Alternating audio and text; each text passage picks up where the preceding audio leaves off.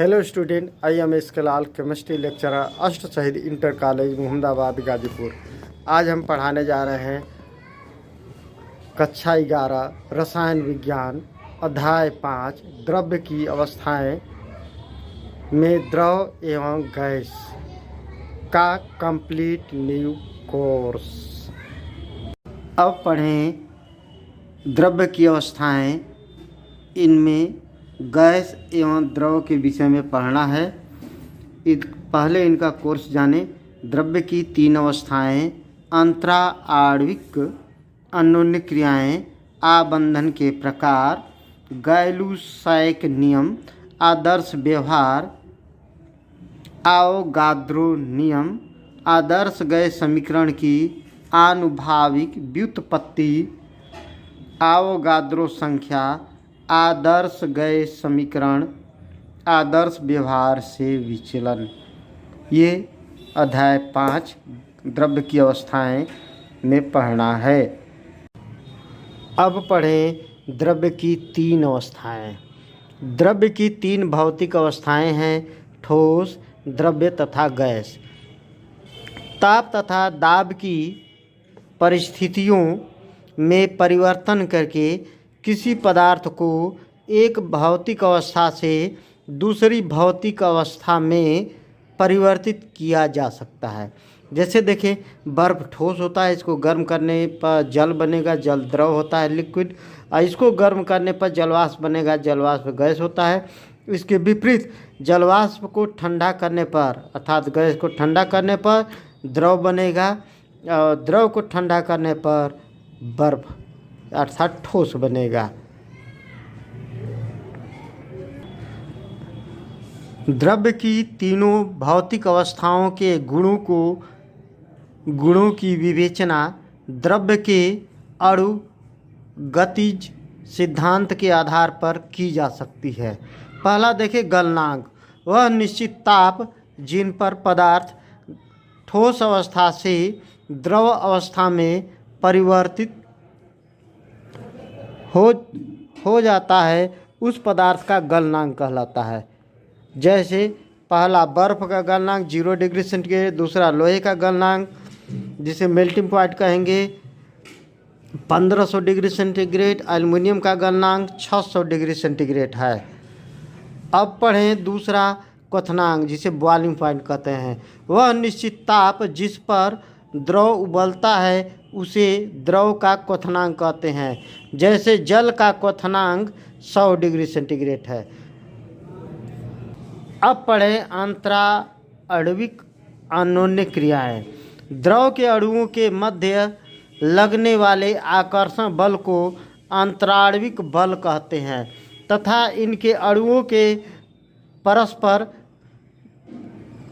समीप आने पर उनके मध्य होने वाली क्रियाएं अंतराण्विक अन्योन्य क्रियाएं कहलाती है। अंतराण्विक अन्योन्य क्रियाएं मुख्य रूप से निम्न प्रकार की होती है। पहला, प्रेरित द्विध्रुव अन्योन्य क्रिया। दूसरा, द्विध्रुव अन्योन्य क्रिया। तीसरा, द्विध्रुव प्रेरित द्विध्रुव अन्योन्य क्रिया। चौथा, आयन प्रेरित द्विध्रुव अन्योन्य क्रिया। पांचवा, आयन द्विध्रुव अन्योन्य क्रिया। छठवां, हाइड्रोजन आबंध।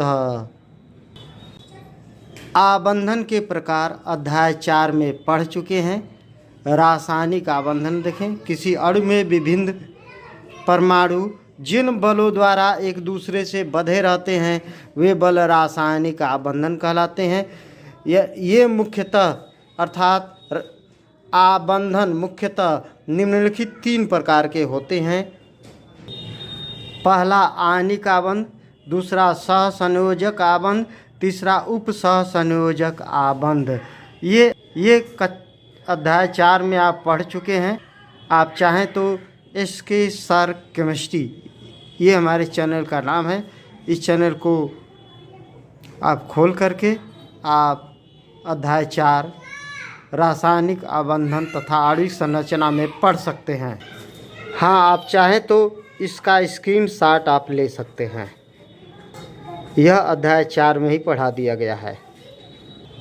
स्क्रीनशॉट उप सहसंयोजक आबंध का भी ले लें। अब पढ़ें गैलूसैक नियम। इस नियमानुसार स्थिर ताप पर किसी गैस की निश्चित मात्रा का दाब P उसके परम ताप T के समानुपाती होता है। P समानुपाती T या P बटा T बराबर K, जहाँ K एक स्थिरांक है। इस समानुपाती अर्थात अनुक्रमानुपाती को तोड़ेंगे तो एक स्थिरांक प्रकट होगा। तो P बराबर के टी अर्थात P बाई टी बराबर के। दो भिन्न तापों पर P1 बटा T1 बराबर P2 बटा में T2 बराबर के। अब पढ़ें आदर्श व्यवहार। वे गैसें जो ताप तथा दाब की समस्त परिस्थितियों में गैसीय नियमों तथा गैस समीकरण का पालन करती है, आदर्श गैसें अथवा पूर्ण गैसें कहलाती है। इस परिकल्पना को आदर्श व्यवहार कहते हैं। वास्तव में कोई भी गैस आदर्श गैस नहीं होती है। अब पढ़ें आवोगाद्रो नियम। समान ताप तथा दाब पर सभी गैसों के समान आयतनों में मोलों की संख्या समान होती है, अतः आयतन भी अनुक्रमानुपाती स्मॉल n, जहाँ स्मॉल n गैस के मोलों की संख्या है। STP अर्थात स्टैंडर्ड टेम्परेचर एंड प्रेशर, जिसे सामान्य ताप कहते हैं, बराबर 273 केल्विन तथा सामान्य दाब 760 मिलीमीटर पर सभी गैसों के एक मोल में अणुओं की संख्या 6.022 गुणे 10⁻23 होती है, जिसे आवोगाद्रो संख्या कहते हैं। यह आवोगाद्रो नियम है। अब पढ़ें गैसीय नियम। विभिन्न परिस्थितियों में गैस के व्यवहार संबंधी किए गए प्रायोगिक परीक्षणों के आधार पर कुछ नियमों प्रतिपादन किया, जिन्हें गैसीय नियम कहा जाता है। इनमें से कुछ मुख्य नियम निम्नलिखित है। अब पहला पढ़ें बायल का नियम। स्थिर ताप पर किसी गैस की निश्चित मात्रा का आयतन भी दाब P के व्युत्क्रमानुपाती होता है। भी व्युत्क्रमानुपाती P या भी अनुक्रमानुपाती 1/P पढ़ेंगे, या P भी बराबर K। जब भी अनुसमानुपाती तोड़ा जाएगा तो एक स्थिरांक प्रकट होगा। समीकरण नंबर 1, यदि किसी गैस का दाब P1 से P2 कर दिया जाए तो उस गैस का आयतन V1 से V2 हो जाता है। इस प्रकार P1 V1 बराबर K समीकरण नंबर 2 एवं P2 V2 बराबर K समीकरण नंबर 3। समीकरण 2 एवं समीकरण 3 से तुलना करें पर P1 V1 बराबर P2 V2। देखें यहाँ P1 V1 बराबर K है, P2 V2 बराबर K है, इसलिए P1 V1 बराबर P2 V2। यही बायल का नियम का सूत्र है। अब दूसरा पढ़े चार्ल्स का नियम। स्थिर दाब पर किसी गैस की निश्चित मात्रा का आयतन भी उसके परम ताप T के समानुपाती होता है। भी अनुक्रमानुपाती T या V बराबर K इंटू T। यहाँ V बाई T बराबर K एक स्थिरांक है। यदि किसी गैस का ताप T1 से T2 कर दिया जाए तो उस गैस का आयतन V1 से V2 हो जाता है। इस प्रकार V1 बटा T1 बराबर K समीकरण नंबर 2 एवं V2 बटा T2 बराबर K समीकरण नंबर 3। समीकरण 2 एवं समीकरण 3 से V1 बटा T1 बराबर V2 बटा T2 समीकरण नंबर 4। यहाँ V1 व V2 आयतन तथा T1 व T2 परम ताप है। परम ताप T बराबर 273 प्लस साधारण ताप होता है।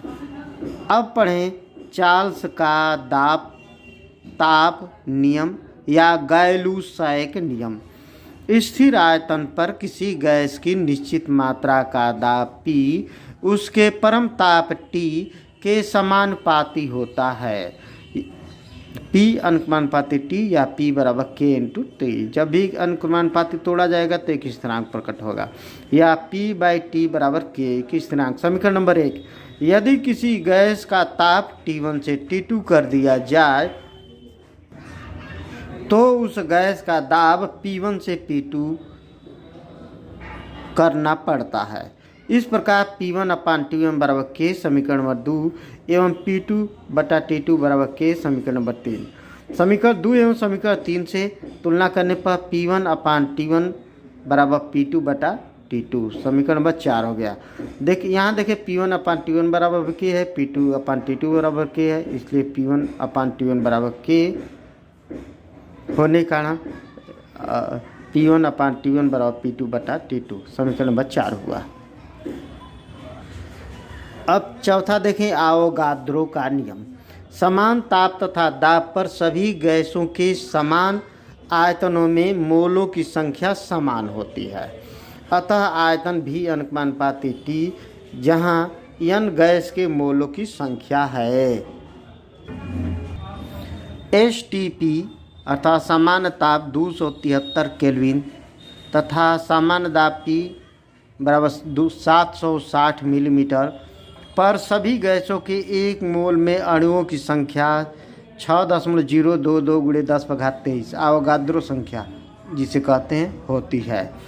अब पढ़ें पांचवा आदर्श गैस समीकरण। बायल, चार्ल्स तथा आवोगाद्रो के नियमों के संयोग को आदर्श गैस समीकरण कहते हैं। बायल का नियम देखें, V अनुपाती 1/P या V व्युत्क्रमानुपाती P पढ़ते हैं। V अनुपाती T समीकरण नंबर 2 ये चार्ल्स का नियम है। V अनुपाती N ये आवोगाद्रो नियम है। तीनों नियमों को संयुक्त करने पर V अनुपाती NT/P या P V अनुपाती NT, P यहाँ चला जाएगा, या PV बराबर nRT। जब भी समानुपाती तोड़ा जाएगा तो एक स्थिरांक प्रकट होगा। समीकरण नंबर 4, गैस के एक मोल अर्थात N बराबर 1 के लिए PV बराबर RT, यहाँ N बराबर 1 रख लेंगे तो PV बराबर RT हो जाएगा।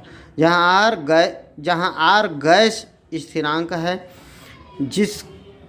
जिसके विभिन्न इकाइयों में मान निम्न होते हैं। देखिए R बराबर 0.082 1 लीटर वायुमंडल पर केल्विन पर मोल, या R बराबर यह भी होता है 8.314 × 10⁻7 अर्ग प्रति केल्विन प्रति मोल, या R बराबर यह भी होता है 8.314 जूल प्रति केल्विन प्रति मोल, या R बराबर यह भी होता है 1.99 कैलोरी प्रति केल्विन प्रति मोल। गैसीय पदार्थ के घनत्व D तथा मोलर द्रव्यमान M में संबंध देखें। PV बराबर nRT, N बराबर होता है भार बटा में अणु भार जिसे W/M से प्रदर्शित करेंगे, तो इसलिए PV बराबर WRT बटा में M हो जाएगा, या अणु भार M बराबर हो जाएगा WRT बटा में PV, M यहाँ आ जाएगा, PV यहाँ हो जाएगा। यह हुआ समीकरण नंबर 5। PM बराबर हो जाएगा WRT बटा में PM बराबर हो जाएगा WRT बटा में V या DRT, क्योंकि W/V को हम D कह सकते हैं, या M बराबर DRT बटा में P, जहाँ D क्या है घनत्व, घनत्व बराबर होता है ना द्रव्यमान बटा में आयतन, W द्रव्यमान अभी आयतन है। अब पढ़ें मोलर आयतन VM। निश्चित ताप व दाब पर किसी गैस के एक मोल अणु जो आयतन घेरते हैं वह उसका मोलर आयतन कहलाता है, इसे VM से प्रदर्शित करते हैं। अब छठवां देखें, संयुक्त गैस नियम। बायल तथा चार्ल्स के नियम को संयुक्त करने को संयुक्त गैस नियम कहते हैं। देखिए यहाँ भी अनुपाती 1/P या भी व्युत्क्रमानुपाती P पढ़ेंगे, यह बायल का नियम है। भी अनुपाती T यह चार्ल्स का नियम है। समीकरण 1 व समीकरण 2 को संयुक्त करने पर भी अनुपाती T/P या V बराबर RT बटा में P, अनुपाती तोड़ेंगे तो एक स्थिरांक प्रकट होगा जो R है। या पी भी, पी यहाँ आ जाएगा तो पी भी बराबर आर टी।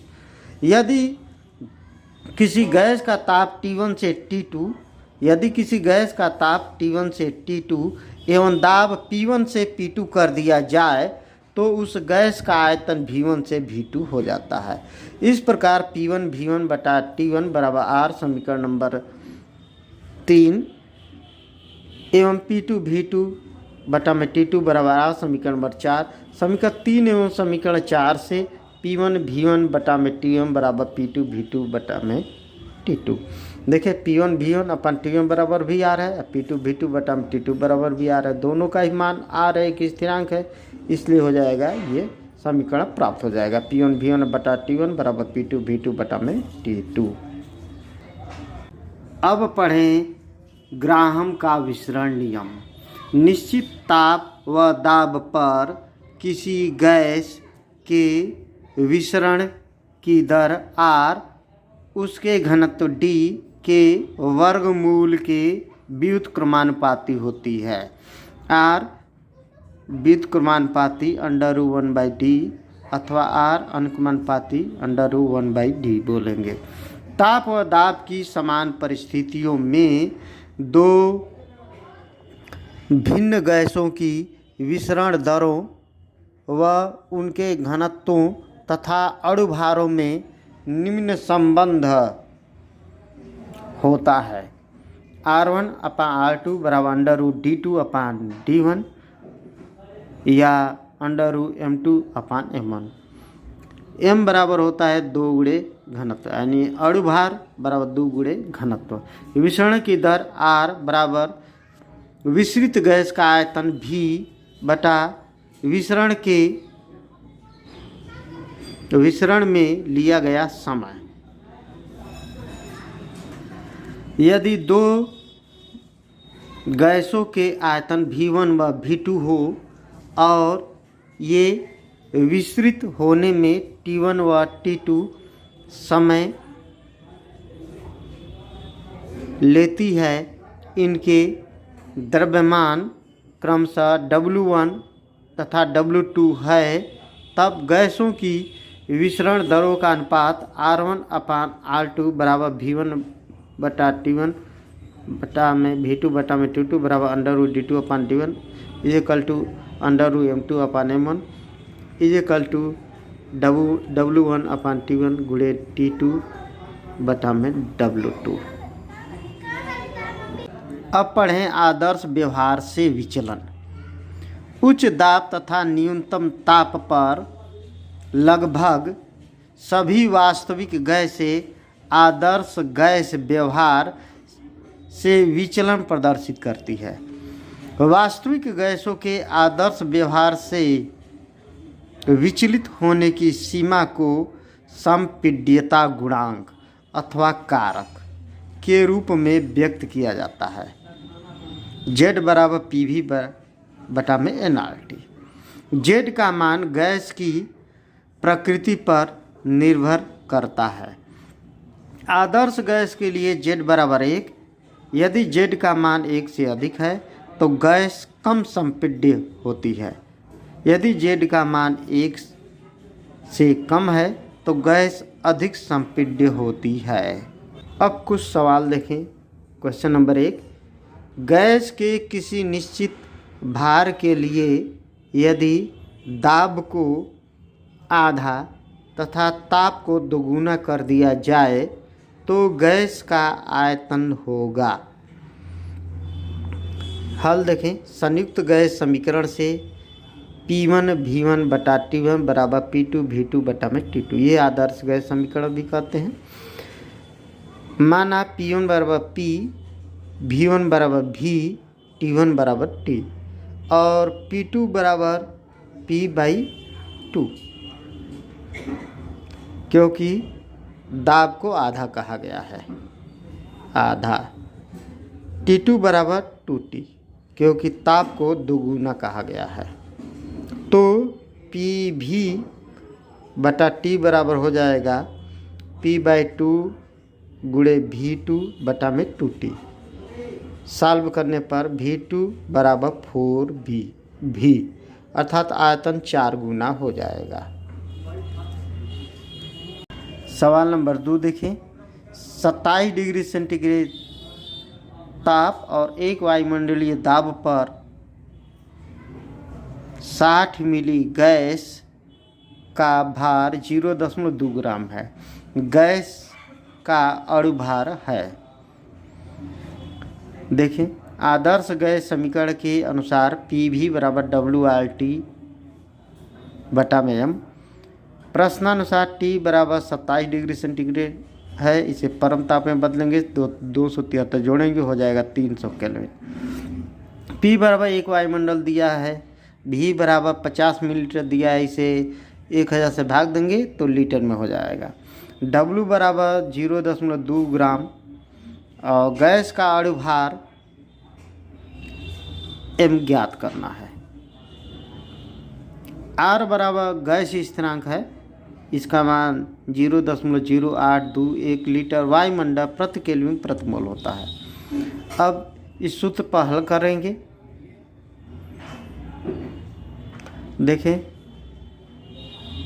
m बराबर WRT/में PV सूत्र पर हल करेंगे तो सूत्र पर सॉल्व करने पर यह आ जाएगा। W का मान 0.2, R का मान 0.081 और T का मान 300 केल्विन है। और P का मान 1 वायुमंडल था और यह 0.05 ये नीचे आ गया। ये 1 वायुमंडल होने के कारण ये इसमें मल्टीप्लाई करने पर इतना ही आएगा, यानी सॉल्व करने पर आएगा 98.52। अब अगला सवाल देखें। आदर्श गैस समीकरण का व्यंजक प्राप्त कीजिए। स्थिर ताप T n पर V बराबर 1/P बायल का नियम। स्थिर दाब तथा n पर V अनुपात T यानी चार्ज का नियम।